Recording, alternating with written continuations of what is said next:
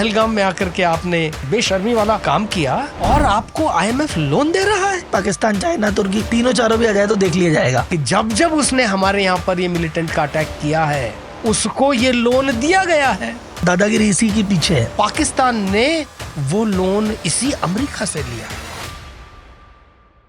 IMF में हमने lobbying करने का प्रयास किया कि यार युद्ध के दौरान इनको फंड ना मिले, बट वहां पे भी पता नहीं क्या रहा रीजन, टोटल 20,000 करोड़ का बेल आउट मिल गया।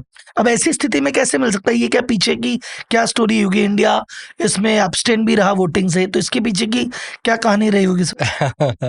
ये अगेन बहुत इंटरेस्टिंग कहानी है और ये आज की कहानी नहीं है।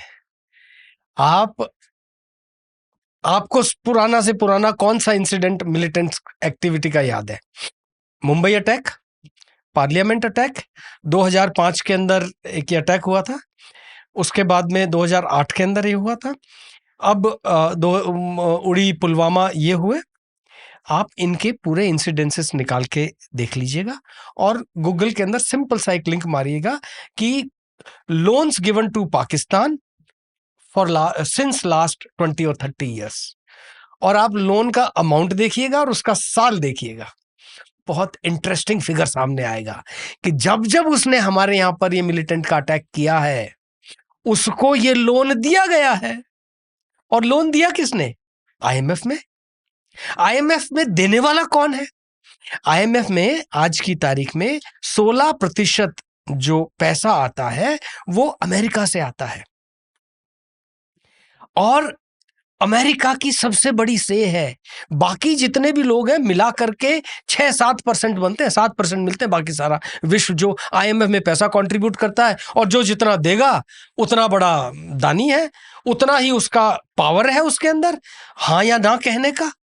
तो ऑल अलोंग जब जब हमारे यहाँ पे टेररिस्ट अटैक हुए हैं तब तब उसको लोन मिला है, तब तब पाकिस्तान कटोरा लेकर के IMF के पास गया है और पाकिस्तान ने वो लोन इसी अमेरिका से लिया। तो आज जब मैं देखता हूं कि यार मेरे यहाँ पे तो पहलगाम में आकर के आपने इतना दुर्व्यवहार किया, इतना कायराना और बेशर्मी वाला काम किया और आपको IMF लोन दे रहा है, बड़े दुख की बात है। और जब भारत कहता है कि जी नहीं ये गलत है, हम इसको एक्सेप्ट नहीं करना चाहते, इस पॉइंट को उठाइए, तो कोई उसको एक्सेप्ट नहीं करता। अमेरिका के आगे कौन बोले? जो अथॉरिटी है उस हिसाब से लोन आएगा और वो मिला उनको। अब हमें क्या करने की जरूरत है? हमें ये देखने की जरूरत है कि उसके पास टोटल 2.4 बिलियन का लोन मिल गया, 1 बिलियन कैश मिल गया और इसमें से मेजॉरिटी फंडिंग कहाँ जाएगी ये भी आपको मालूम है। ग्रोथ के लिए, एजुकेशन के लिए, मेडिकल फैसिलिटी के लिए वो पाकिस्तान इसमें से 1% भी खर्च नहीं करता।